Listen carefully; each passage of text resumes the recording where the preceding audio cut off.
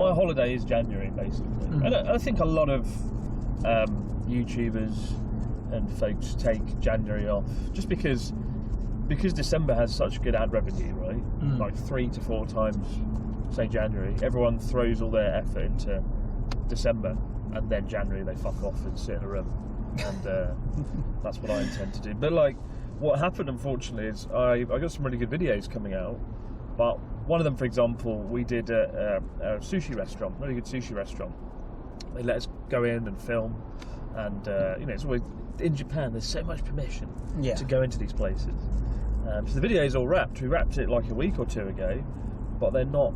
They need to check it over, make sure we haven't done anything dodgy, given that they let us in and stuff. And yeah, so the video's like ready to go, but they need to check it over.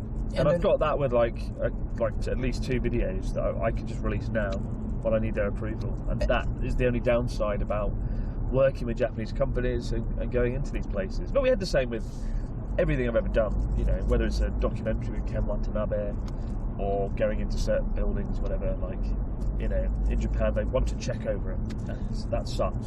But and you can't use sarcasm as much. You can't. You kind of can, but yeah, you got to be careful what you say. Could you say, "Oh, this nigiri is shit"?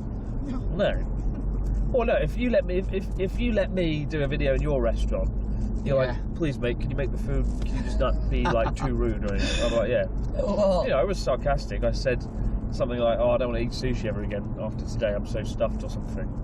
But like, I'm not going to go in your restaurant and be like, "Oh God, this is just an atrocity. This is awful. This chicken tastes like an atrocity." Like, you can't do that. I mean, that makes sense. Plus, the place you went to doesn't really have any bad dishes.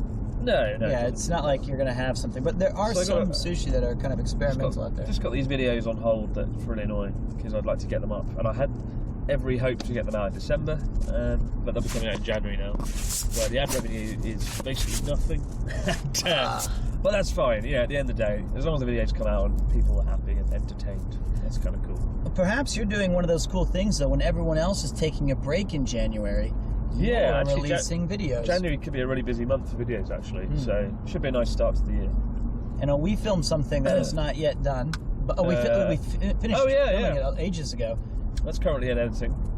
I'm top editors on it as we speak. Yeah, so next year I want to step away from editing. I like editing certain things. Yeah, sure. But if I have to edit, I can't present, I can't write, I can't shoot, and the whole thing sort of grinds to a halt, right? As it has done. And so, don't you have footage for like? And I'm not exaggerating. Don't you have like 11 videos worth of stuff that you've filmed? You might not release it all, but you've right now I've got 1, 2, 3, 4, at least like 7 or 8 videos, which I've never had this sort of waiting list of videos. What do you call it? A backlog. A backlog, sorry. Yeah, I've never had this kind of backlog before in my life. Even though I've got 3 people who can edit and are on it. All the videos are at different stages. Yeah, and it's just a bit of a nightmare.